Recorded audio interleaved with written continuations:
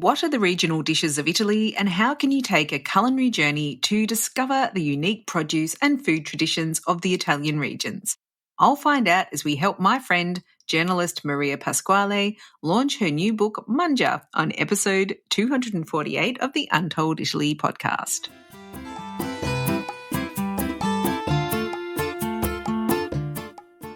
Ciao a tutti and benvenuti to Untold Italy, the travel podcast where you go to the towns and villages, mountains and lakes, hills and coastlines of Bella Italia. Each week your host, Katie Clark, takes you on a journey in search of magical landscapes, history, culture, wine, gelato, and of course, a whole lot of pasta. If you're dreaming of Italy and planning future adventures there, you've come to the right place.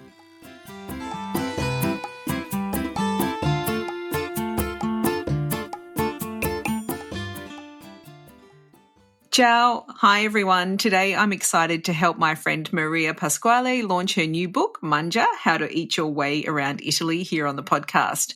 Maria is an Australian journalist living in Rome, and we met via this very podcast where she's appeared a few times to talk about life in Rome and Trastevere, the neighbourhood where she lived until a few weeks ago. It's a very recent move. We're both from Melbourne and have a shared passion for all things Italian, so I'm thrilled to have her join us today to talk about the amazing food of Italy from the top to the toe of the boot. Of course, Italian cuisine is so much more than pizza and pasta with tomato sauce, and I hope you've noticed that in our conversations here on the podcast. And what Maria has done with her new book, Mangia, is provide a comprehensive overview of the dishes and food experiences you can have in each of the Italian regions, with so many gorgeous pictures and useful information about food festivals and more. So let's get started and see what delightful suggestions Maria has for us based on her very thorough and important research for the book. Bentornata, Maria. Ciao, and welcome back to the Untold Italy podcast. Thanks, Katie. It's so good to be with you. Oh, it's fantastic. I'm so excited to have you back on the show, Maria, and so thrilled to have had a sneak peek into your brand new book, Mangia, which we'll chat about in a bit. But I'd love you to tell our listeners a bit about you, how you came to live in Rome, and how you became the author of 4 wonderful books about Rome, Italy, and the Italian lifestyle. Thanks, Katie. I'm going to have to engage you as my PR. Do a good intro. So for those of you who don't know me or who have forgotten, I am an Italian-Australian. My parents are Italian, so I was born to 2 Italian-born parents in Melbourne, and I moved to Rome 13 years ago. So I've been living here since 2011. I'm a food and travel journalist. I write for publications in Australia, like the Sydney Morning Herald and The Age, and American publications like CNN and USA Today. So I write mainly about food and travel. I always say to people, not the real news, the good news, which is nice, and nobody lets me complain about that job. And yes, this is my 4th book coming out, so it kind of sounds a bit surreal when you say it out loud. My first book, I Heart Rome, came out in 2017, and after that, How to Be Italian, The Eternal City, and now Mangia, How to Eat Your Way Through Italy, will be out in Australia in, 29th of October, let's say, and then the rest of the world in March 2025. Just in time for Christmas. Perfect timing here in Australia. Exactly. Maria, I know many of us think that you are living the dream, living in Rome, but I also know how hard you work and what it takes to have that lifestyle. So, auguri, congratulations on Mangia. Having had a little sneak peek, it's an incredibly detailed, well-researched, and might I say, very beautiful piece of work. Oh, thank you. What inspired you to write it? What was the inspiration? Thank you for acknowledging that, because anyone that's written a book or done a huge body of work, I'm sure you probably do this with some of your resources or the podcast, everyone's like, oh, it's so beautiful. Then I look at it and I just want to go to sleep because it's just, so it took a lot. It took a lot, but, it's equally as rewarding, of course, when it comes out. What inspired me? Look, Mangia for me, it took me 2 years to write, or, in terms of a book process, like it's taken about 2 years from signing the contract to when it'll come out on, it'll be out on bookshelves around the world. It's, about 2-year process. But it's probably, I dare say, a project that I've been working on my whole life because it's a culmination of my travel travels, and I've had the good fortune of being able to travel through Italy since I was a child. I came as a 6-year-old in 1985, so anyone that's good at maths, not like me, can work out my age there. But like since I was a kid, I've been traveling through all the regions, and it took me close to 40 years, but I've now visited every single region across Italy. And that doesn't mean that there's not more to do. And that's, I guess, for me, the mantra of the book is that I want it to, as much as I've been inspired by Italy, I want the book to inspire people to think before they travel, and to know that Italy's cuisine is regional, and to know that there are food festivals on throughout the year. And I'm not going to cover them all in my book because it's not all exhaustive, because it never could be.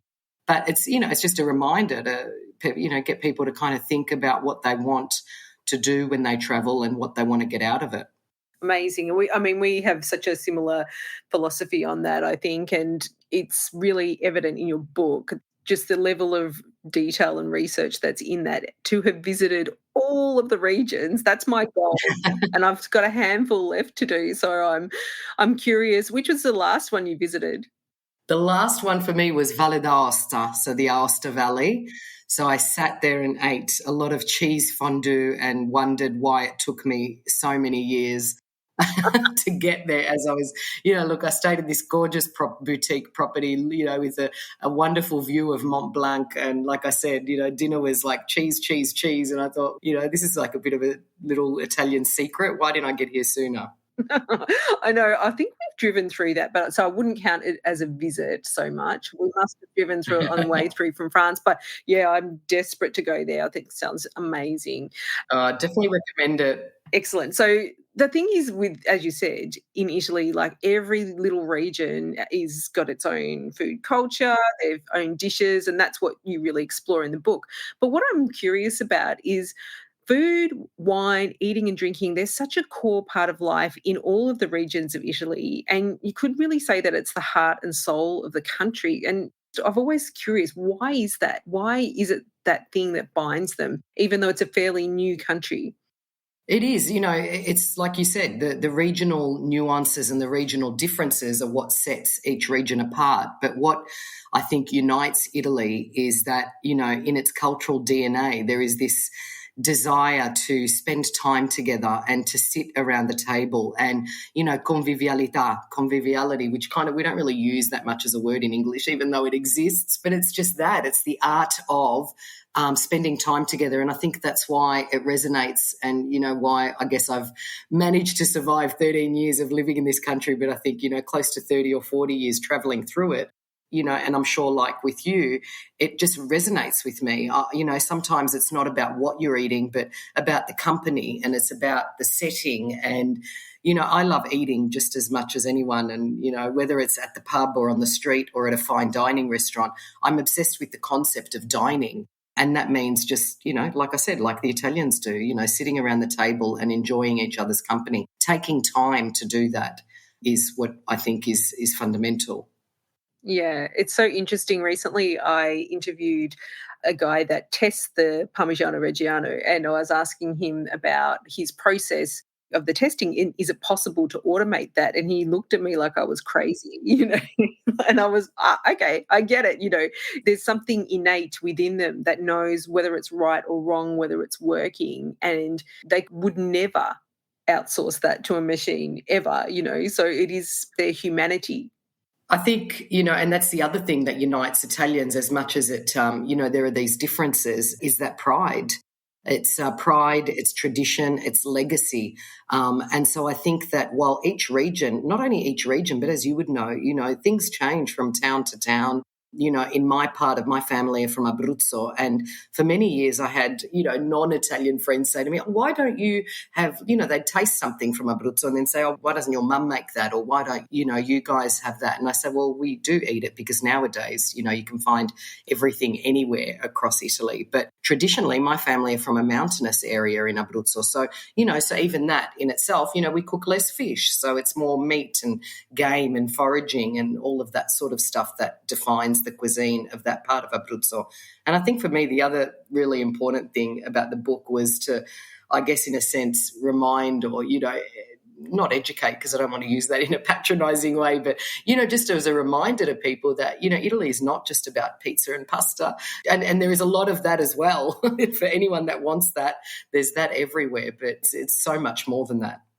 Yeah, absolutely. I mean, I'm obsessed with vegetables at the moment, especially the bitter greens, because for me, I love the taste of that bitter taste. And we were just talking about coffee, weren't we? And I think maybe it's that coffee thing coming out. I don't know, but chicoria and radicchio and all of these like sort of slightly bitter tastes, I'm obsessed by it. I really love going to find those in Italy.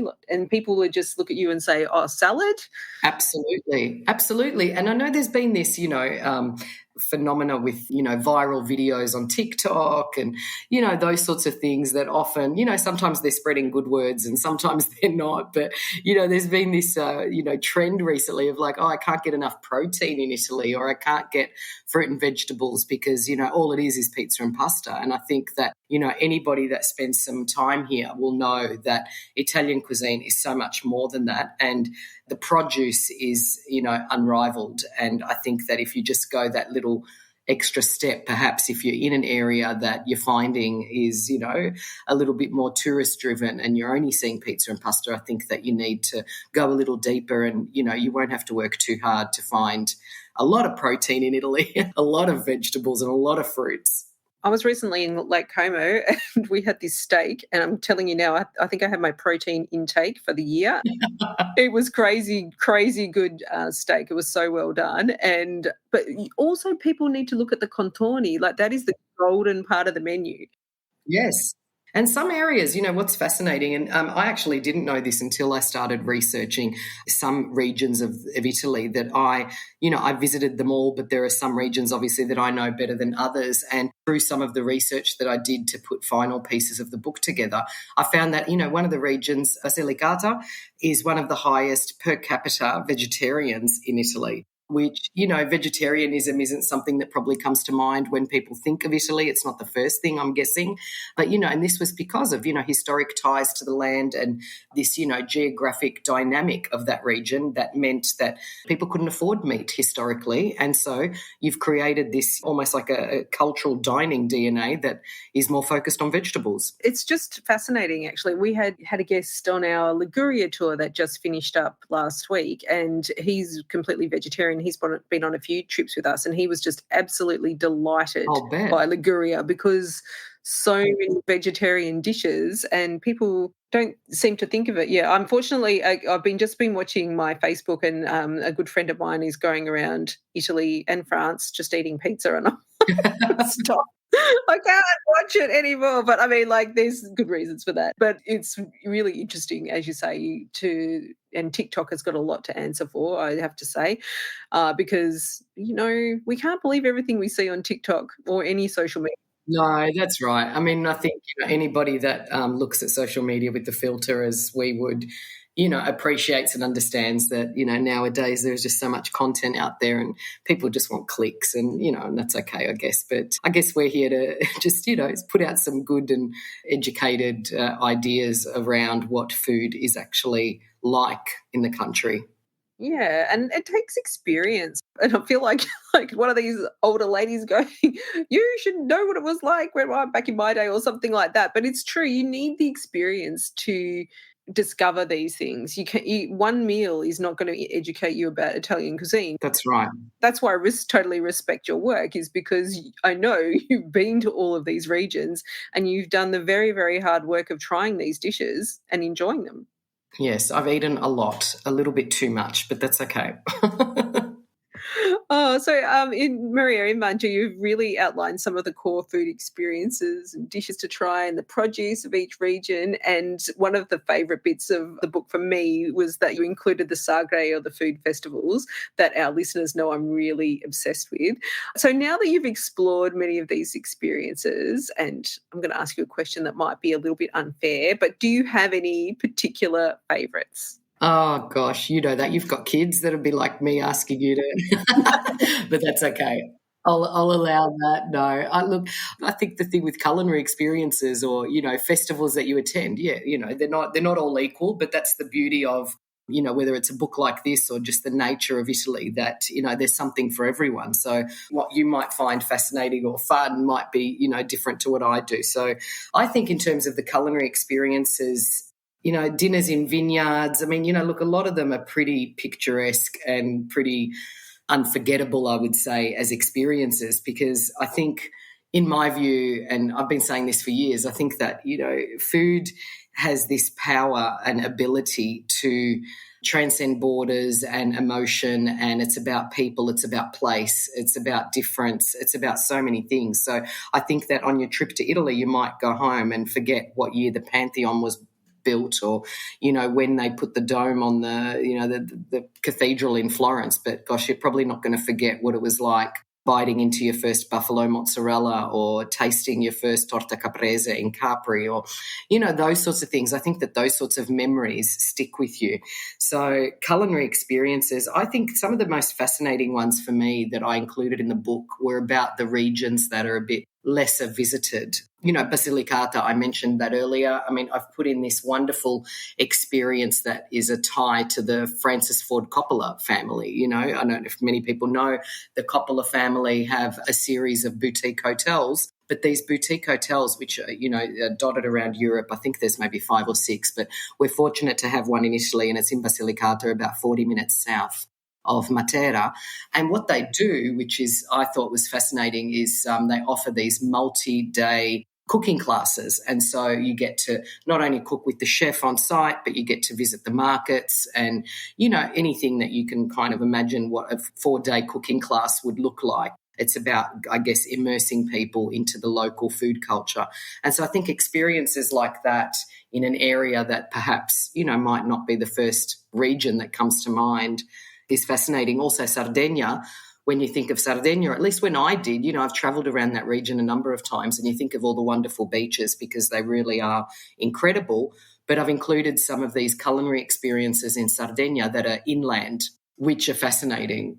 We had someone on the podcast, Angela, actually, and she's from Sardinia, and she's always saying how amazing the mountains are in Sardinia, and that people really need to get away from the beach, even just for a day, just to really experience the true essence of. Yeah, and a lot of Sardinian people will say that their food traditions and culture is so much more prominent inland, and you really get to experience that.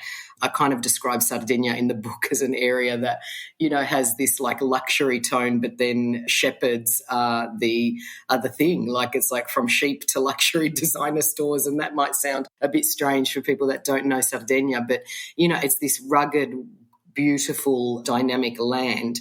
And some of the experiences I think for Sardinia that are really cool were the, glamping in an ancient olive grove, or luxury eco resorts where garden and farm to table is really just the norm. Like we talk about farm to table, about this, sometimes this, far away, distant concept that we go chasing, whereas in Italy it's just such a daily norm. And then another experience actually was meeting the shepherds on shepherds, doing an experience where you get to not only taste cheese, but meet shepherds and learn how to make the cheese, which I think is probably something people won't soon forget. No, those traditions have gone on for a very long time, and they refine them and they make them better and they tweak them. And, you have this innate connection then to the land when you're doing that. It's not just picking something off the shelf at a supermarket. You've actually taken the time to make it. And so it's something that's more special to you. I agree. I think these culinary experiences and, similar to even the tours that you guys offer, are about providing people with meaningful experiences. So, yes, they're fun. Yes, they're great. They might be educative, but they're meaningful, like, yes, to you and also to the people that are delivering them. It's really interesting because what I always say to people is, they say, what should we do in Italy? And I said, well, what do you like to do? Because, you can do anything there, Yeah, how long is a piece of string? That's right. So it's really about tapping into our interests. And I think people are almost even scared to admit what they're interested in almost, but we really should just open up and try and find that. For me, I love fragrance. I like going to see, where the flowers are grown, and then how they get the essence out of the flower and how they create the fragrance. That for me is really fascinating. And one of my favorite books is called Perfume, which is about similarly about that. But so for me, I like to go and seek that out. And I mean, it has taken a while to get down to that understanding that that's what I wanted. But I feel like if we can really tap into that and also like specifically around food experiences, then we should definitely do that. Like if you like truffles, go to Piedmont and truffle yourself crazy, you know? I agree. And yeah, and on the topic of truffles, I mean, you've done them, you've done a truffle hunt, I've done a truffle hunt. I mean, these sorts of experiences, I still remember that moment where I was with this truffle hunter in Piemonte in the Langhe region, and he was speaking dialect to his dog, Luna, the dog's name was, I still remember it. And this is a perfect example of how, these food experiences, years have passed, but I still remember that moment of him, interacting with that dog. And I'm probably going to get pillaged, but I'm not a huge dog lover, but I still appreciated the relationship that he had with this dog and how this dog was able to help him uncover the truffles. Like, it seems like maybe such a simple experience for somebody that hunts truffles all year round and has been doing it for generations. But for us, we don't get to see those things every day. Often you're just having a plate of pasta with truffles in some faraway place and not knowing where they came from and how they were, hunted. When you get to that close to the source, I think that's when it becomes real and very special. I was thinking about that today, actually, because all these photos are popping up from my trip last year where we were in the Dolomites and we went on this beautiful walk through the vineyards, which is in that area. It's all very steep and hilly and the vines grow on the hills. And they use leftover grapes to make grape juice. And so you just stop at this little shack along the way and just get some grape juice. And it's so fresh and tasty. Wow. And yeah, I love wine, but the grape juice was good too. And that's the thing. At any point of the year, this is the other wonderful thing about all of these food experiences and the food festivals is that it doesn't matter whether you're here in autumn, spring, winter.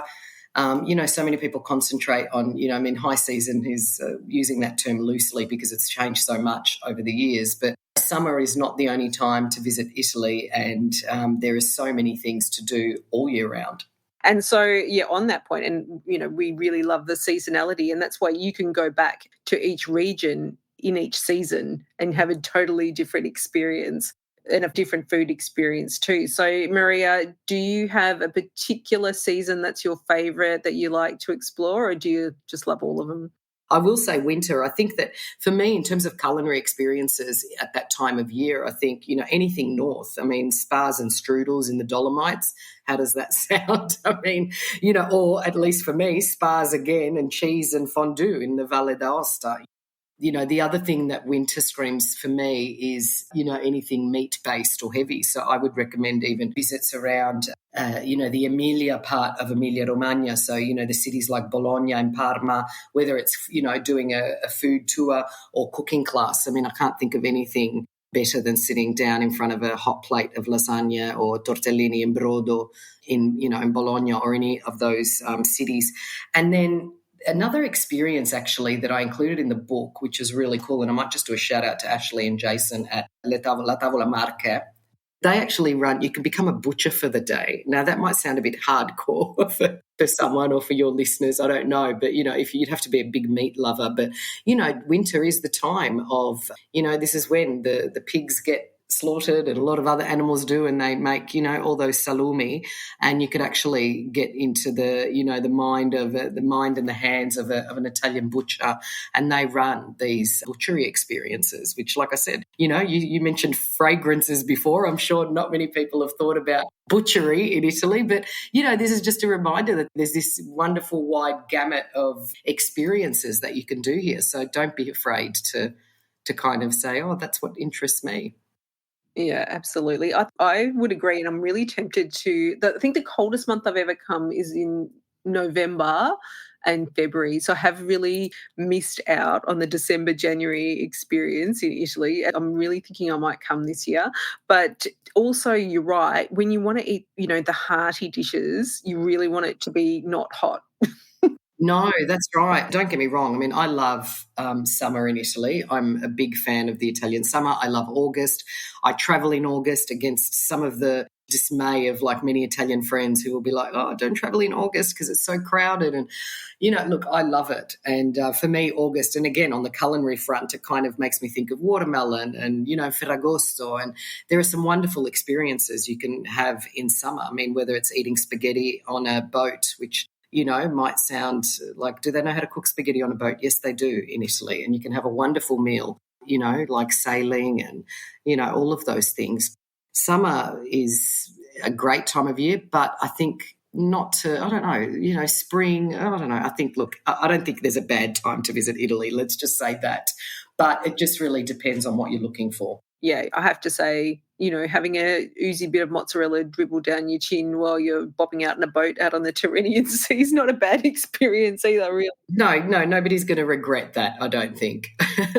One of the most excellent experiences I had last year was in Campania near Pestum, or past Pestum actually, and they had this fig place, which is like the Cartier of fig production. It was just absolutely outstanding. Wow. Just carpaccio of figs, everything made with figs, like these sort of dried fig sculptures. When you see Italians take the innovation and they add it to tradition, I just think, for me, that's when the magic all happens. Match made in heaven, isn't it? Yeah. They just know how to do that stuff, and they have, because there's so much respect for ingredients, produce, and then that, they would take it to another level when they innovate around it. I think that's really unique about the Sagre in Italy. So, the feast days that we have and the festivals, like, anytime I travel and even, whether it's summer, winter, any of those seasons, like I said, Sagre happen all year round, which is the beauty of these food festivals. But what is even more important about them is that, like you said, they focus on one produce perhaps, whereas we might in Australia or in the States or, often we have like a food festival where you have a farmer's market, or you'll have like a fair where you can kind of, try a little bit of everything. And I mean, that happens in Italy as well. But for the most part, these Sagre are about one item, one produce. So you'll have the chestnut festival, you'll have the beer festival, you'll have the, the roasted cheese festival. And literally that's all you'll do at that festival is eat roasted cheese or eat chestnuts or, whatever it is that is on display for that day. And they're seasonal. And I think they're great events to plan your holiday around, or wherever you're traveling. Like one year I was in Sciacca in south of Sicily, and I kind of was just looking up local festivals. I was like, oh, what's on? There's got to be something on, because there always is. And we went to a fish festival. So good. I love it. They're the best. And a lot of the times they're not advertised very well, are they? No, that's right. A lot of these are small budget local events happening in very small municipalities. And so I think, yes, do your research and, Google your way through, but also ask locals, if you're staying in a small town or in an area, ask people at the bar or at the newsstand if there's anything going on, or look up for probably, signs and posters like kind of up around the town. That's how I found out about my first one. All I saw was a sign and I was, what is this magical food festival all about? Exactly. Probably without a website. No website. No, it's not online. And this is what I love as well. Absolutely. Because the Google algorithm cannot come for these people. No. And if they do have a website, they probably put it up 2 days before.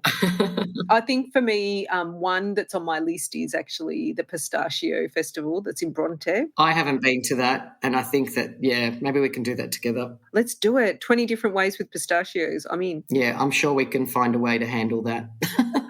The pistachio granita. I love the one of the first when I first moved here. I'd been to many Sagre when I was a kid, and in Abruzzo we used, I spent many of my summers there, and so in August there would always be some sort of festival on, during the day or at night. But when I first moved here, one of the first festivals that I travelled for was the chocolate festival in Perugia. And I got there and I'll never forget, it rained, but it couldn't rain on my parade, not once. Like I just literally went from stand to stand eating chocolate. Yeah, not that healthy perhaps, but one of the memories that remains etched in my mind. Oh, I'm up for that one too, because the thing is, Italians are excellent at chocolate and they just do a terrible job of marketing it. I mean, everyone knows Nutella. No, that's right. I agree. Well, what about like the gianduotto, which I love in northern Italy, in Piemonte. I mean, anything with hazelnuts up there is just outstanding. Well, Olivia gets me a stash when she goes up there to Piemonte because she used to live there and her in-laws are up there. She comes back with these whole bags full of guangiotto, and I'm just like, "I'll just have one." Oh, yeah, no. No, and you can never stop at one. Piemonte is one of the, actually is a good example for a chapter in my book, which has drinks as well. Often we don't think about the different drinks around Italy. Yes, we think of wine, but I speak about the biscerin in that chapter, which is the, hot chocolate with a dash of coffee and whipped cream. And it's just what I would give to have a biscerin right now in Piemonte. I love that cafe culture up there. It's just gorgeous. But, those drinks, whether it's almond milk in Sicily or the freshly squeezed red blood orange, all of those drinks that are also part of Italy's cultural identity. Absolutely. Well, my family's got a tradition when we're there to go and try all the local chinottos. Oh, fantastic. I love trying the different brews of chinotto. What actually is it? It's made of bergamot, isn't it? It's a mix of herbs and it's carbonated. I'm not a huge fan of chinotto, but my mum is. So every time they're in Italy, we're always, we're on endeavouring to find as many different chinottos as possible. And they don't have it everywhere, I find. But, like any bar will have a chinotto. It's more the restaurants that sometimes you'll find it, sometimes you don't. But chinotto is, very popular, as is, in South Italy, you'll find a lot of, flavoured carbonated drinks. Look, all over the place, I should say. But I find, Sicily, Calabria, like whether it's lemon or, like you said, bergamotto or, lime and all of those citrus kind of, where they reign supreme in southern Italy, and they turn them into drinks, which is great. Yeah, and for some reason, like here, I would never allow my children to have that many sugary drinks, but they just have them nonstop in Italy. Look, and don't quote me because I'm not a food scientist, obviously, but from what I read and from what people tell me, a lot of the sugary drinks in Italy do have less sugar than they generally do, like in America or in Australia. But again, don't quote me, so I don't know about that, because Coca-Cola apparently doesn't have a particular sugary syrup that Coca-Cola in the United States and in North America uses, and it doesn't have it. It's an illegal substance in Italy. Goodness, yeah. There's just so many different things and experiences and different foods to try, different dishes. And your book, you can just take it and you can dip in and out. If you're planning a trip to, say, Veneto, you can go and look at that chapter and know what foods to eat and what festivals are on. And it's a beautiful insight into the region as well, because Maria's books, she always includes many, many beautiful photos. So it's not just a reading book, it's a sensory experience. You can almost taste that pasta coming off the page. Thank you so much, Katie. Thank you very much for that feedback, which is good. I'm very excited for people to see it. Yeah, absolutely. So, Maria, thanks for joining us today. And I know many of our listeners would love to get their hands on Mangia and your other amazing publications and take a peek into your life in Rome. How can they follow you and find your books? Well, people can follow me on Instagram at Heart Rome and on X as well. That sounds strange saying X, but, for Twitter, for those who are still not using that name. And I'm Heart Rome blog on Facebook. And my books are on sale anywhere where books are sold. But if you want to buy them through me in Australia at the moment, you can purchase them on my shop at heartrome.com. And they will be mainly signed copies. And, I really can't wait for people to see the book. I feel like I've been let into a little amazing secret, actually, having been able to browse it myself. And so I can't wait to get my hands on that hardcover copy, because all of your books are hardcover, aren't they, Maria? They are. They're all hardcover, which is nice. They're kind of like those coffee table books. Mangia is kind of like a smaller compendium. For anyone that has a copy of How to Be Italian, it's probably a little bit bigger than that, but it's, almost like a travel size, so that you can throw it in your suitcase as well and have it with you while you're traveling. Or, like you said, it's perfect size to use as armchair travel while you're at home. You want to flick through a chapter and you can kind of travel through that region. I hope that's the feeling that people have when they read it. And I should just remind your listeners that it'll be out in Australia on the 29th of October, and then it'll be out for the North American and European summer and everywhere else in the world in March 2025. So if you want to discover how to eat your way through Italy, and let's face it, who doesn't? Look out for Maria's book Mangia out in Australia, as she said, just in time for Christmas. And the rest of you will need to hang on until next year. Grazie, Maria. Thank you for joining us again on Untold Italy. Thanks so much, Katie. All the best to you, and see you hopefully soon in Melbourne. Or Rome, I'm not sure which. We'll figure it out. Grazie. We talk a lot about regional Italian cuisine here on Untold Italy, and that's because it's so varied and delicious. One day you can be eating buttery egg pasta with lashings of shaved truffles in Piedmont, while the next you can be tasting the freshest seafood straight from the catch of the day in Puglia. In Mangia, you'll find fantastic information about each region of Italy, its produce and dishes, as well as local festivals and more. It's a beautiful hardcover book I would recommend to anyone with a passing interest in regional Italian food, and it would also make a wonderful gift for Christmas or any time really. Of course, we've put the details for where to buy Mangia, the places Maria mentioned, and all the ways you can connect with her into the show notes at untolditaly.com/248 for episode number 248. Now, since recording, we've learnt that the US release date for Mangia is now March the 4th, so you'll have the link to pre-order the book in the show notes there also. Grazie mille. Thank you for your ongoing support of Untold Italy. We truly appreciate all our listeners joining us from all around the world. We'd love it if you help spread the word so we can reach more Italy-loving travellers just like you. And the best way you can do that is by leaving us a 5-star rating or review on your favourite podcast app. That's all for today. Next week, we're chatting about the diversity of Italian interior design, and you'll discover some favourite places to shop for beautiful handmade Italian goods. But until then, it's ciao for now. The Untold Italy podcast is an independent production. Podcast editing, audio production and website development by Mark Hatter, production assistance and content writing by the other Katie Clark. Yes, there are 2 of us.